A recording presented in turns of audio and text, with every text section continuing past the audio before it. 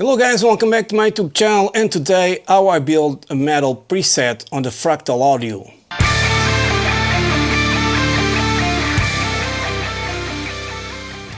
So I'm using my Fractal FM9. I could be using my AM4 because the results would probably be the same. They have the same sound quality to it. But I also have to mention that many presets that I've made, or patches for the FM9, sometimes working on the FM3, and I have some clients talking about that. That's why I've changed my site about that as well. This is an announcement, kind of an announcement, is the fact that the FM3 sometimes doesn't support as much blocks as the FM9. Not sometimes, it does not support. And sometimes I have a few more blocks, and people on the FM3 have to change things a little bit, removing blocks or doing something different. So for now, I want to stop making patches. The ones that are very complicated, very complex, will be just for the FM9, and then if I see that it can fit on the FM3, I'll let you guys know. So anyways, this is how I build a metal tone. I'm using this solar guitar, and it's drop tune off step, and then this string kind of drop to D, and it here has Seymour Duncan design pickups, Duncan solar pickups, if I'm not mistaken. Yeah, that's it. So I already have here my grid. I have my input. I have one drive that it's Toushscreen, basically, the one that everybody uses at least. Then the amp, I have these fast Brutals, I think it's the way you pronounce it. I think this amp is kind of a thing based on sort of a Soldano and Angle as well. I've read online there was created something like by mistake. Then I have my cap section, and here I prefer to use the Dyna caps because I'm using a Marshall right now, and on this one I'm gonna select also the Marshall one, this one, because I might need it with a different microphone. Then I have a parametric EQ because it's very important, you might need it. Then I have another gate, although the input has a gate, as you guys know, but I have another gate. It's already set it to be very fast. Then I have a reverb that I can already put like recording, because it's just like a space thing, nothing's too special. And then the out. So there's a couple of blocks here that probably I'm doing nothing. And the sound that I have right now is this.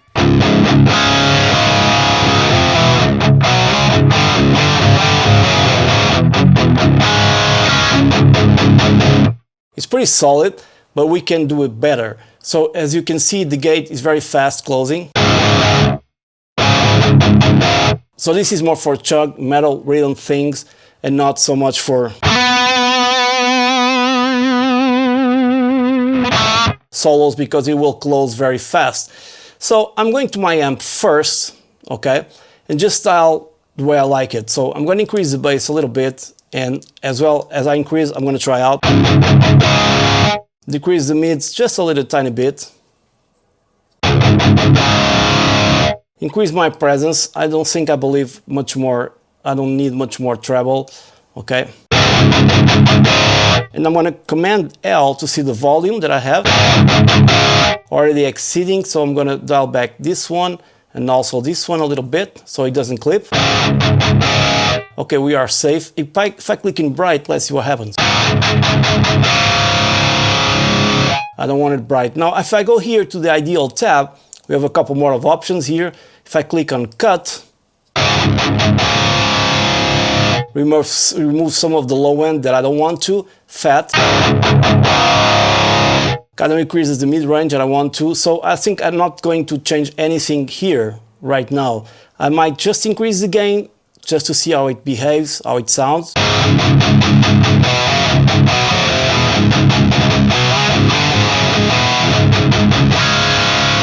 Sounds cool, but that's too much gain on the amp. I'm going to leave it like it is, like so, because then I'll have the drive. Now regarding the cab, and this is the most important part of your tone. If I play a chord and mess around with my microphone, right now it's 57 probably. Back here you lose bass.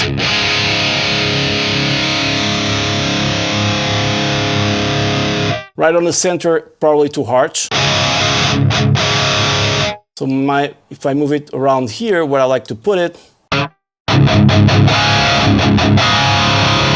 Okay, let's see, this is a little bit close, but right now I'm going to engage the second cab and mute this one.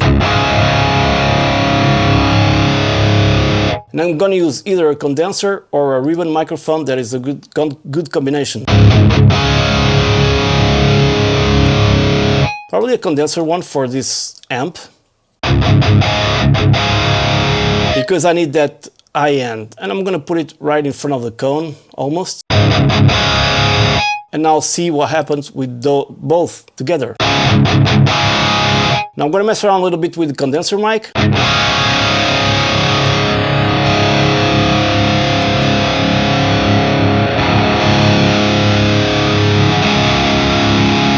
And now the dynamic.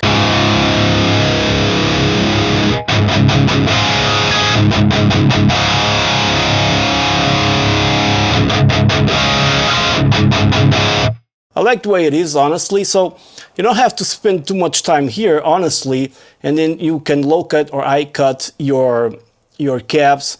Not going to do that right now, so not going to change anything here. This is the phase relations between the two cabs. I'm going to my amp probably and reduce a little bit the mid, just a little tiny bit, so it'll be fast. I don't like metal tones that are too aggressive in the high end, so reduce the treble.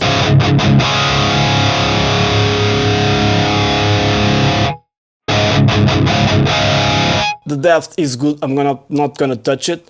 Now what I'm gonna do is first I'm going to here, because I need something that is good for mixing as well, so I'm going to around 70 Hertz, and instead of shelving I'm gonna block it, okay? So it gets tighter and tighter, and I don't think there's any specific frequency that it's bothering me right now.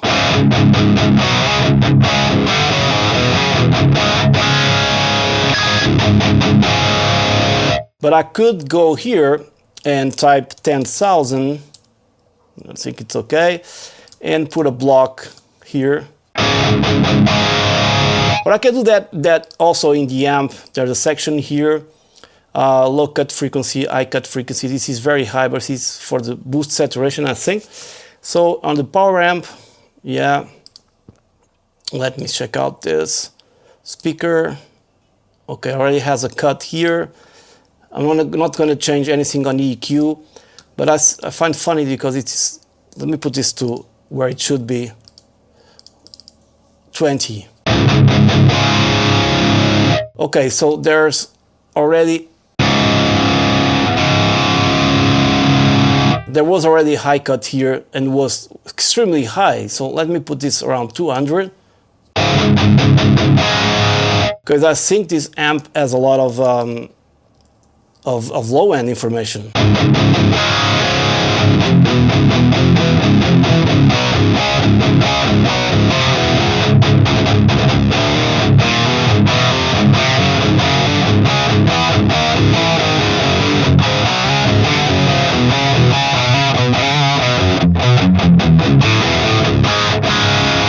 Still a little bit dry. I mean, let's engage our drive.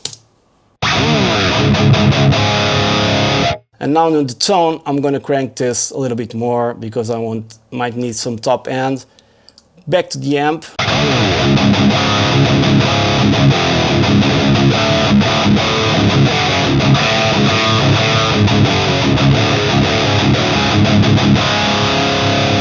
I'm going to take this around 100 because I want more low end.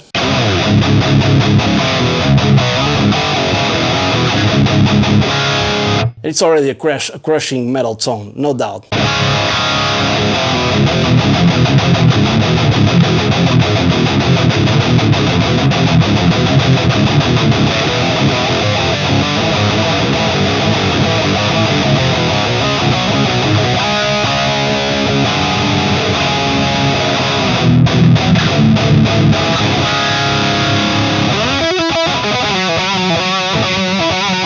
Light fingers like mine with this kind of threshold on the gate will cut every note.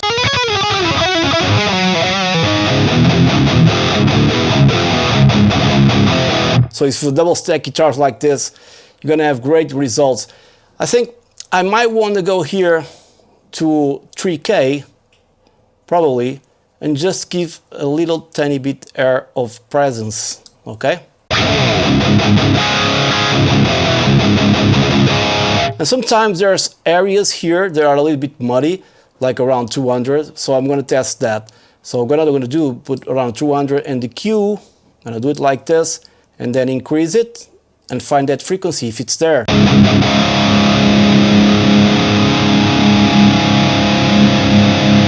It is there, so I'm going to cut it a little bit, just to tighten the tone a little bit more and open the Q a little bit more.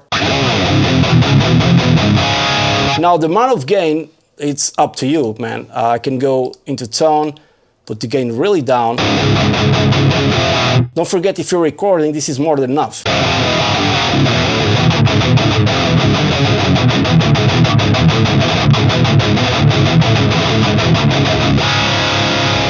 Because if you add too much gain, it will be a mess and the guitars will be blurry. But for now,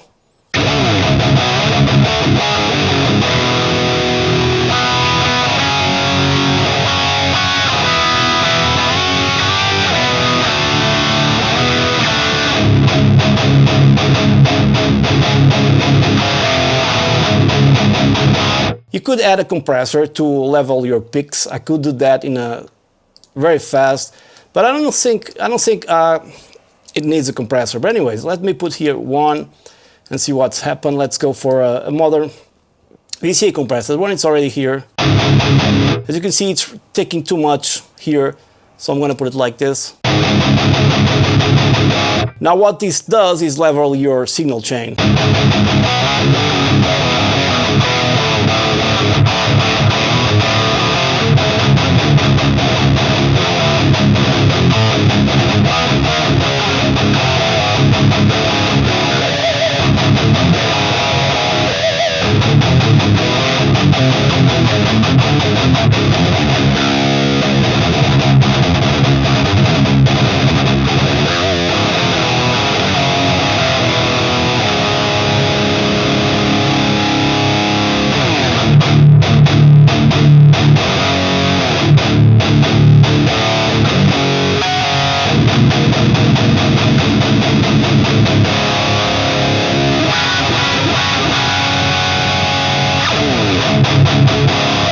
I think it sounds amazing, man.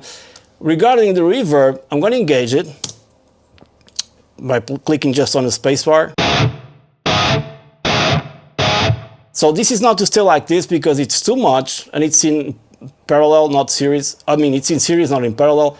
It's just to give, like, you can do this in two ways. So another way to use instead of the reverb is to go here into your cab and preamp, and you have something here, room here, I mean, where you can add some room to your tone. So I'm going to increase it just for the sake of it. And it's very, very important. You don't want your sound to be completely dry because you want to make sure it was captured like in a room. So I put it like 10%. Let's see. It's probably more than enough. But if I want to use a reverb, let's see. You'll make the same thing. The only thing I will do here, it's already cut very high, but I'm going to cut it on the low end as well. So it's just recording Studio A is a reverb. So in terms of CPU, we have 41%. Let's disengage this, stays the same. Let's go to the cab and try out the, once again, I mean the cab, the room. Basically, I think this one takes more CPU, maybe not, just one. But this is really cool because you have room floor reflections, you have the type of room or all, you know, you have mic spacing, but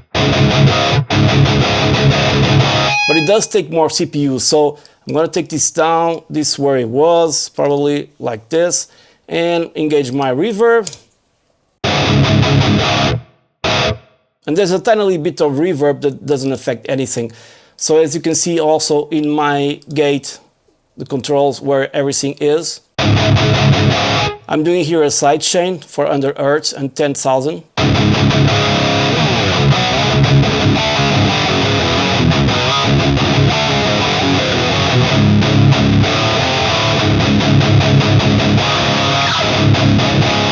Now I can change my amp and mess around with microphones that I still get a great metal tone, and this is the advantage of working with Fractal, because everything you put there, it sounds good immediately.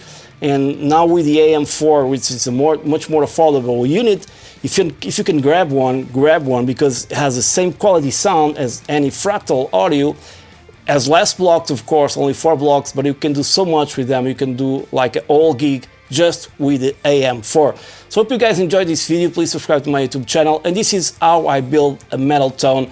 Download this patch if you want to on the video description below. And I'll see you on the next one. Thanks for watching. Cheers.